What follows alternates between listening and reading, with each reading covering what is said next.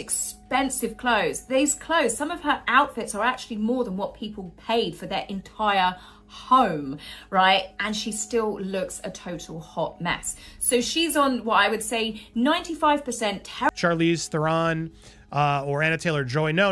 Or Johnny Depp, official brand ambassadors for Dior. No, she is not about to do it, despite it. This whole saga, guys, feels like a last-minute lemonade stand. In my opinion, conspiracy theory or not, the playbook looked simple. Take a very public no and alchemize it into a glossy maybe. Oh, she lost that gig? Fine, float a shinier rumor. She's with Dior. Let headlines carry the weight and let the public fill the gaps. The problem? When the smoke cleared, there was a lot of smoke and not much else.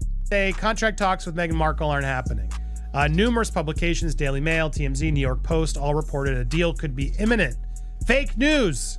Fake news! We're breaking down the Dior drama as it really pertains to the Sussex orbit, because the way this unfolded says everything about access, leverage, and who actually holds power in the luxury ecosystem. Meghan's been chasing a kind of modern minimalism. Clean lines, quiet luxury, that rich in silence look. And to be fair, my friends, she tries. But execution is where fashion houses decide whether you're an aesthetic or just an attempt. She tried to make Dior her storyline.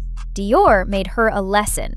Meghan, well, I don't think anybody really sees Meghan as a royal or a member of the royal family anymore, despite her flashing her. For weeks, rumor columns teased a deal.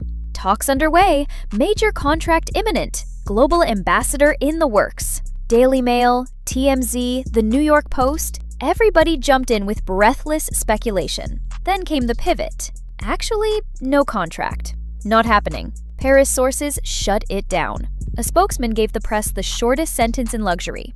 No. This was all a way that her people out there, in my opinion, conspiracy theory or whatever, we're all just trying to make, lemonade out of lemons. Oh yeah, she lost this gig, but what can we put out there to distract and make her still seem valuable? Oh, well, she's with Dior. So this was all over the place. Picture the setting. Morning light sliding across Avenue Montaigne, Dior's HQ gleaming, marble polished like ice, glass catching the sun.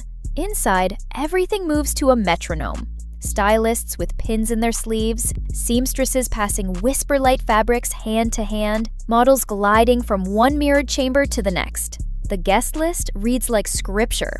And in that building, the rules are carved in stone. You either belong or you don't. The high-low mix Meghan often aims for, pairing accessible pieces with couture polish, can absolutely sing. Catherine, Princess of Wales, routinely threads that needle. But with Meghan, the seams often show.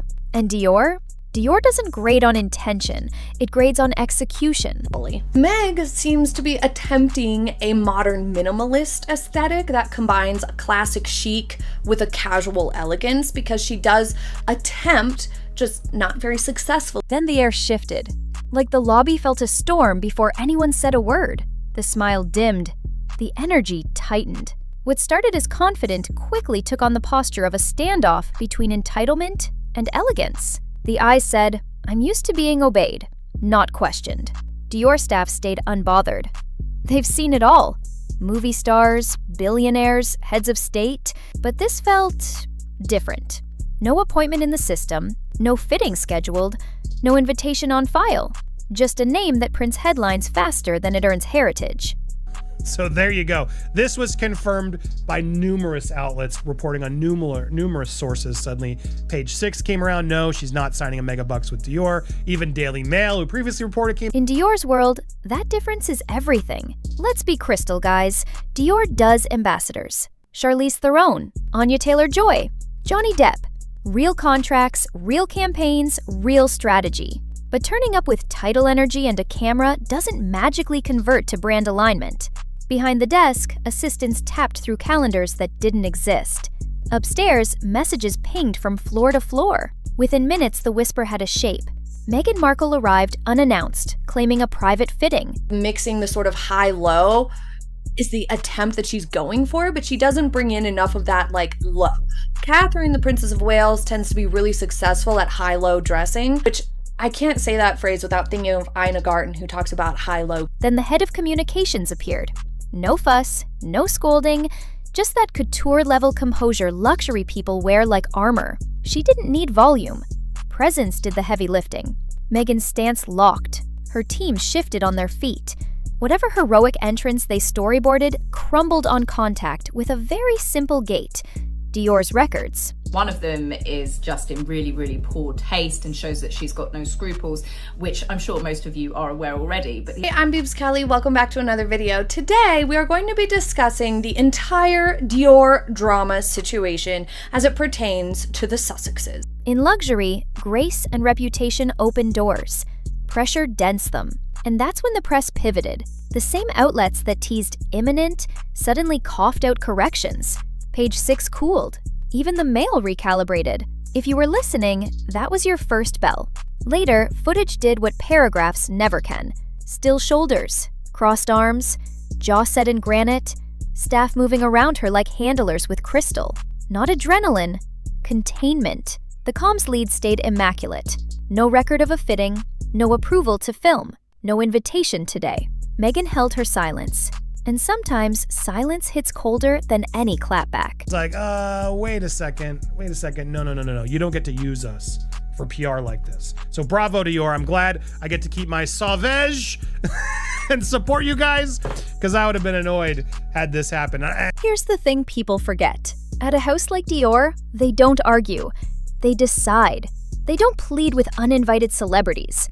That building's legacy is not built on people who demanded to be icons. It's built on those who became icons. Grace Kelly, Princess Diana, Jennifer Lawrence, none of them forced the moment. The moment fit them. Street earrings or a bag or a blazer or even trousers with some more elevated pieces and maybe a more elevated dress, for example, and she does it seamlessly. Under 10 minutes. That's all it took. Internally, a note went beside a name. The kind of microscopic notation that speaks volumes in couture language. No future engagement, no collaboration, no event access. And I will give them what it's due, because this would be a win. If Meghan Markle's able to get Dior to sign them on, it would be a win. I think it's going to anger a lot of Dior customers. It will. Doors not just closed, quietly sealed. No eye rolls, no snickering, just a lobby resetting its heartbeat. Because at Dior, dignity is the most devastating response. But here's where it turns, my friends. She didn't simply wander in. This was not a stumble. This was a plan. About to sign a deal with the French fashion house on Tuesday, today, a spokesman for Dior in Paris told. For months, her team had been courting Dior. Decks, mood boards, modern royalty positioning. The pitch? Meghan as the face of grace, power, and feminine resilience. A woman sculpted by adversity into a contemporary icon. The reason why I want to bring this story up is because she appeared at Paris Fashion Week. All of this came back, and yeah, it wasn't happening. On paper, pretty. To the board, calculated. Follow-ups multiplied, each more eager than the last. The final overreach? A line nodding her cultural resonance to Princess Diana. Inside Dior, Diana isn't a marketing bullet. She's mythology. Dropping her like a hook in an email wasn't reverence. It was a red flag. A little bit twisted and dark, and definitely a way to trigger her husband.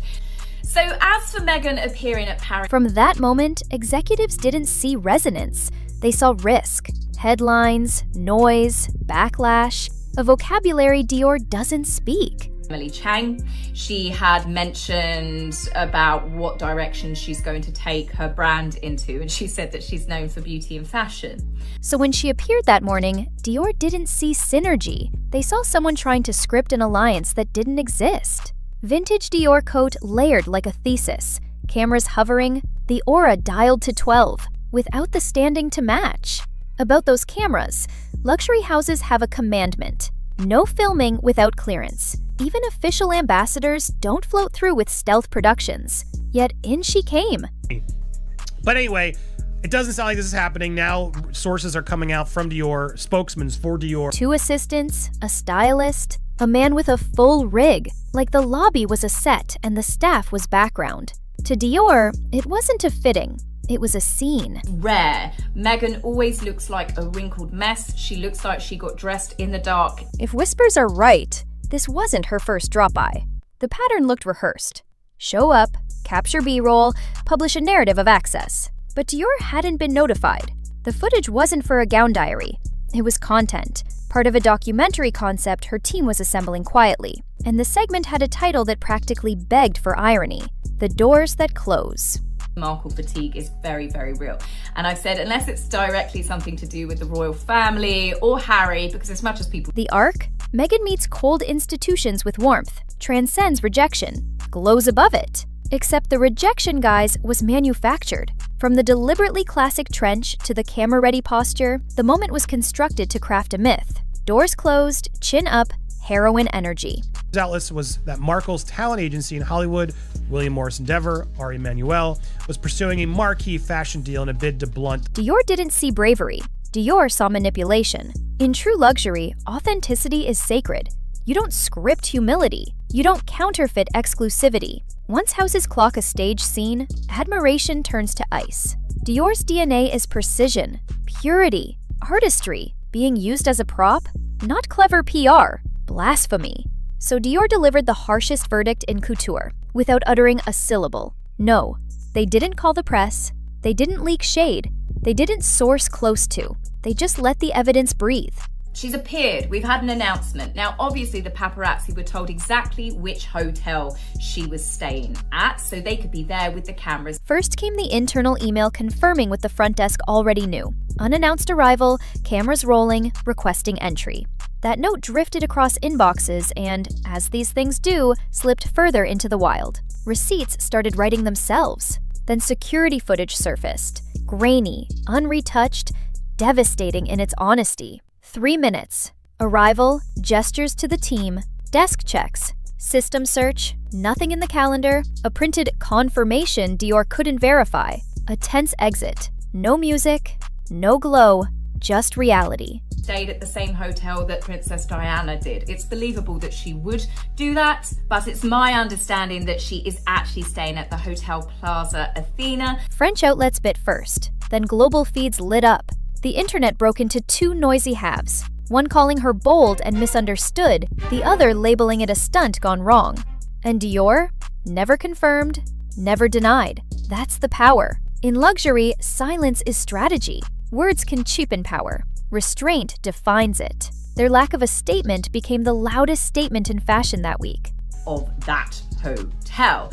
But it wouldn't surprise or shock any of us that Meghan would stay somewhere like that and pose as she came out or wear another Diana-inspired outfit. The fallout arrived like couture thunder. Calls stopped getting returned. Netflix, once warm on the documentary, went room temperature. Not a formal cancellation, the classic Hollywood freeze-out.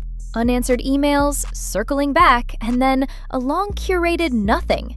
Brands noticed. If Dior won't touch it, why should we? Conversations evaporated. PR firms retreated. Stylists declined to lend. Even friendly media started avoiding the mess. It right that many people did speculate that this was Meghan dropping hints that she is going to be reinventing herself soon. In high fashion, the cardinal sin isn't controversy, it's unpredictability. For someone who built an empire on visibility, invisibility is the sharpest blade. The public had grown weary of the performance. The industry had grown wary of the risk. It wasn't just Dior's door that closed. It was the upper tier of fashion inching back from the edge. Meanwhile, Dior drifted on, unbothered. I think using Vaseline as a face moisturizer. Anybody that had to kiss her that evening probably had a slick grease mark going up the side of their face. But Meghan here, as she swaggers out, Anya Taylor-Joy radiant at premieres, Natalie Portman gliding in new couture, campaigns dropping on schedule. No subtweets, no cheeky captions. The social grid stayed immaculate. That stillness was the lecture. Dior doesn't chase clout. Dior defines clout. Every other host took notes. Quietly, the episode became a whispered memo across Paris and Milan. Protect your name. Protect your archives. Do not let performative drama rewrite your codes. Either you can see that Meghan has decided to leave something at home, and that's the 200 pounds of fake. Meghan tried to turn Dior into her redemption arc. Dior turned Meghan into a case study and never lifted a finger. The message was elegant and brutal. True prestige doesn't audition. It does not beg for validation. It does not perform for cameras rolling without permission. A-list stars, real money, real power, and Meghan walks in like Darth Vader, and somebody, I wish I could play it, but it's copyrighted music. Now let's zoom out, guys, because the fashion isn't the whole story. This sits on a bigger pattern: image management by narrative manufacturing. When the Hollywood pipeline cools, the storyline shifts. When the royal connection fades, the angle rotates. When access tightens, the lenses come out. Reinvention is a hustler's art. But reinvention without permission is just trespassing with better lighting. Like anything Diana has ever worn, and it actually looks more similar to something I would say the Pope and Gandhi. And I can hear the counter-arguments. Everyone creates content. Everyone choreographs their mystique. True. But couture isn't influencer culture. A luxury house is a cathedral, not a collab cafe. You don't vlog in the nave because you have a ring light. You write an offering they recognize. Then you wait to be invited inside. He swamped her.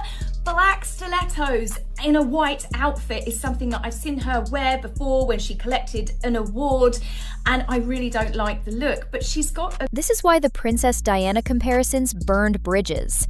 Diana, in fashion mythology, is not a lever. She's a legacy. She doesn't validate a pitch, she ends the pitch. Misusing her as a bullet point signals that you don't understand the language you're trying to speak. Let's also talk optics versus aura. A Dior coat doesn't equal Dior consent.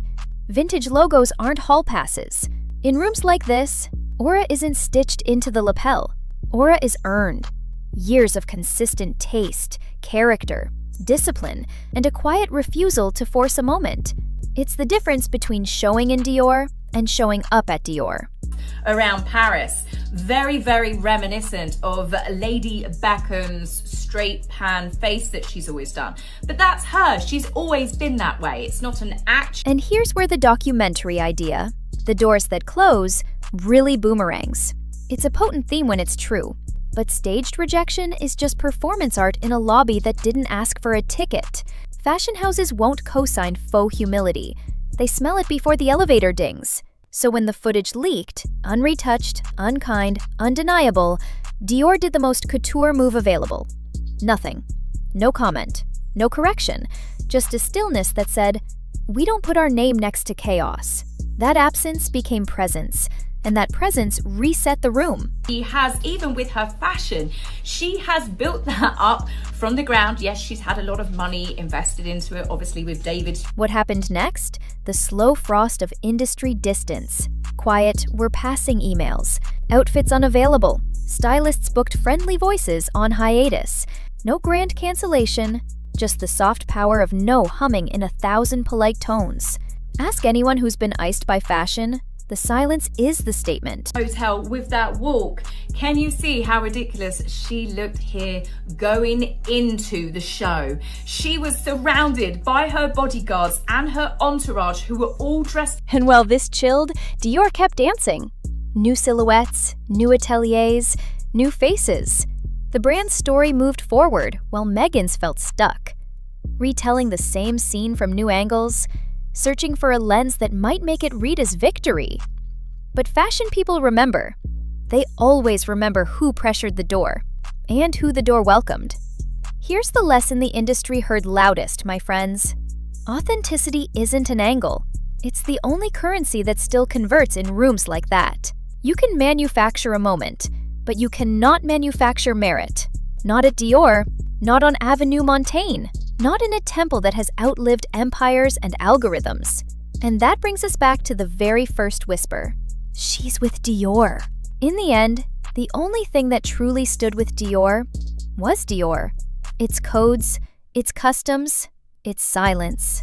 Meghan didn't collide with a brand. She collided with a boundary. So where does that leave the narrative? Somewhere between a myth you can't maintain and a myth you can't borrow. Somewhere between the title you carry and the taste you have to prove. Somewhere between content and consequence. Meghan walked into Dior hoping for transformation. She walked out with narrative collapse. Not because the brand slammed the door, but because it never performed for the camera. And in high fashion, to be ignored is worse than to be refused. Rejection stings. Irrelevance echoes. The loudest sound in this entire saga wasn't a denial, or a tweet, or a speech. It was Dior's silence, heavy as marble, sharp as glass, and absolutely final. And as always, peace out, Seshers!